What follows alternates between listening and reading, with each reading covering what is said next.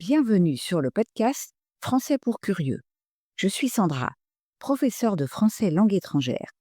Et ici, je vous parlerai des aspects intéressants, divertissants ou même étranges des cultures françaises et francophones. Bonjour à toutes et à tous et bienvenue dans ce nouvel épisode de Français pour curieux. J'espère que vous êtes en pleine forme cette semaine. Aujourd'hui, j'ai décidé de vous parler de Simone Veil, une femme qui a marqué l'histoire de la France par son engagement, sa détermination à défendre les droits des femmes et des opprimés. Née le 13 juillet 1927 à Nice, Simone Veil a traversé des épreuves inimaginables et a consacré sa vie à la justice, à la mémoire et à l'égalité. Comme d'habitude, un peu de vocabulaire utile afin de mieux comprendre l'épisode que vous allez écouter. Un magistrat, une magistrate, c'est une personne qui exerce des fonctions judiciaires, par exemple comme juge ou avocate. Le Parlement européen, c'est l'institution parlementaire de l'Union européenne, dont les membres sont élus pour représenter les citoyens des États membres. La Shoah, c'est un terme hébreu utilisé pour désigner l'Holocauste, l'extermination systématique des Juifs par les nazis pendant la Seconde Guerre mondiale. Le Conseil constitutionnel, c'est une institution française qui assure que les lois votées par le Parlement sont conformes à la Constitution.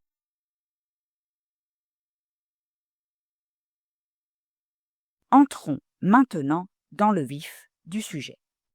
Simone Veil, née Jacob, a grandi dans une famille juive laïque et intellectuelle. Ses parents, André et Yvonne Jacob, étaient très attachés à l'éducation et à la culture.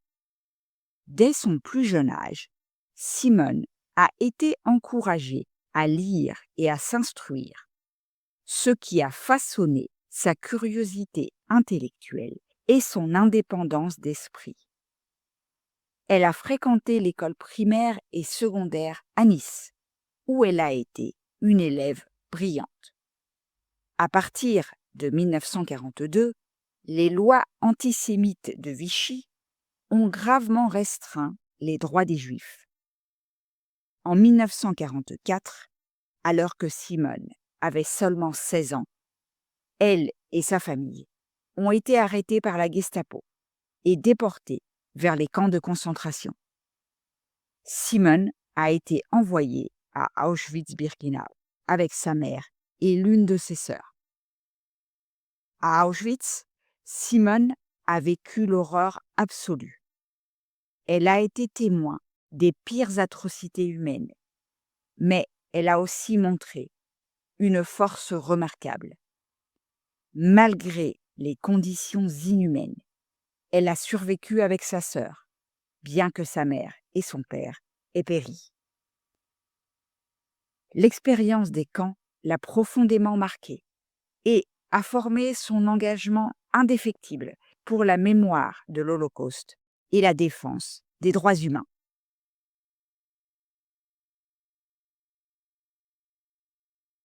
Après la libération des camps en 1945, Simone Veil est retournée en France.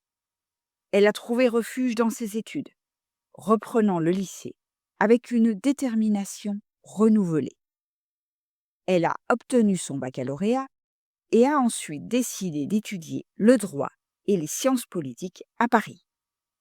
Ses études l'ont préparée à une carrière juridique et politique, où elle pourrait travailler pour la justice et l'égalité. Dans les années 1950, Simone Veil a commencé sa carrière en tant que magistrate au ministère de la Justice. Elle a travaillé dans l'administration pénitentiaire, où elle a constaté les conditions difficiles des détenus. surtout des femmes. Son expérience au ministère l'a sensibilisée à la nécessité de réformer le système judiciaire et défendre les droits des plus vulnérables. En 1970, elle a été nommée secrétaire générale du Conseil supérieur de la magistrature, une position prestigieuse qui l'a placée au centre des débats juridiques et politiques en France.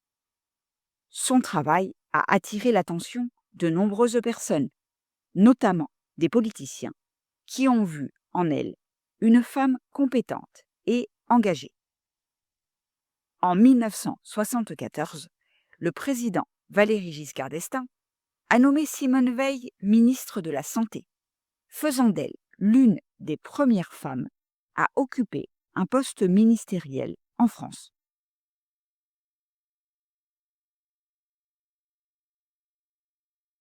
En tant que ministre de la Santé, Simone Veil a marqué l'histoire en faisant adopter la loi légalisant l'interruption volontaire de grossesse en France en 1975.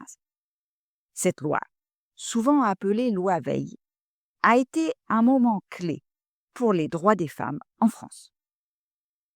Avant cette loi, l'IVG était illégal et les femmes qui voulaient interrompre une grossesse devaient le faire dans des conditions dangereuses.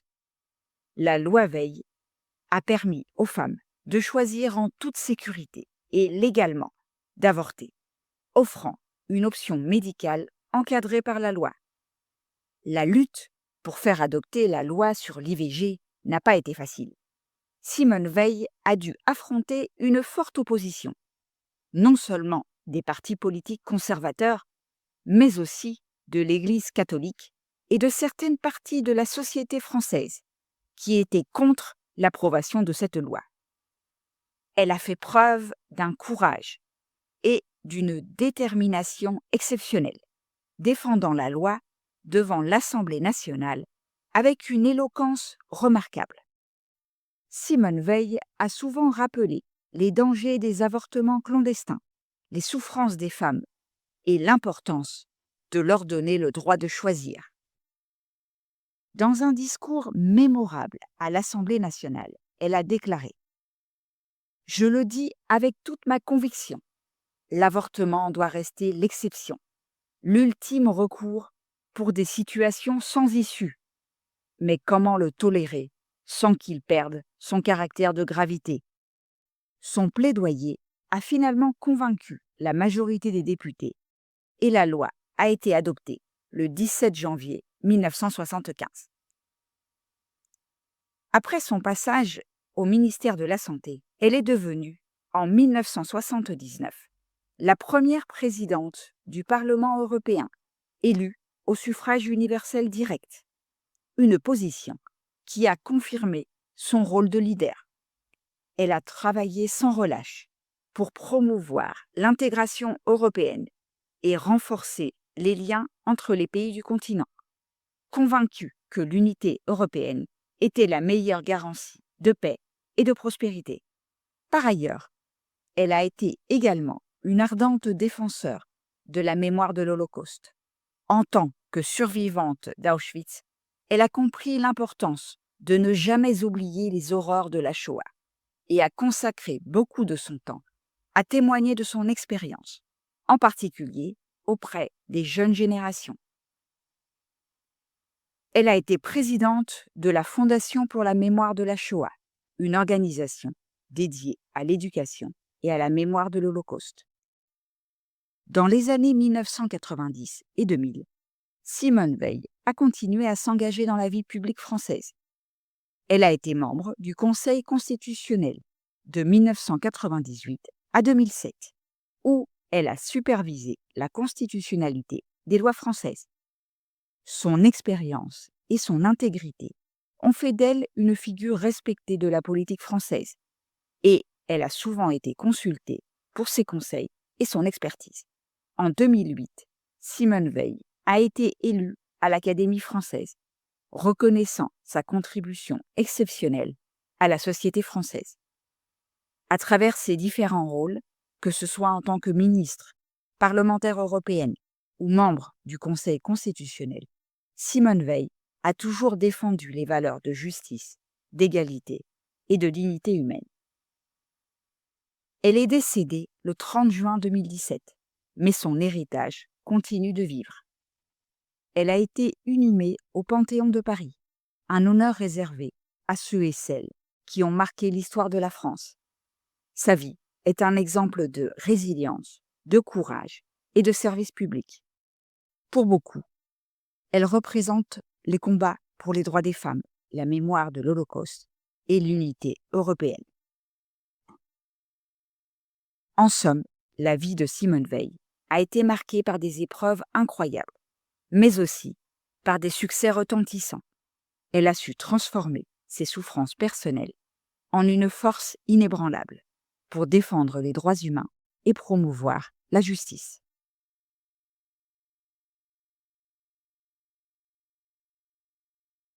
Et voilà, nous arrivons au terme de l'épisode d'aujourd'hui. J'espère que vous avez aimé ce que vous avez entendu. Si c'est le cas, je vous invite à laisser un message sur votre plateforme d'écoute préférée et à partager l'épisode autour de vous. Rappelez-vous que si vous voulez continuer à améliorer votre français, vous pouvez bénéficier de la transcription, ainsi que d'autres activités, en vous inscrivant au club Les Grands Curieux. On se retrouve la semaine prochaine pour parler de Gisèle Halimi.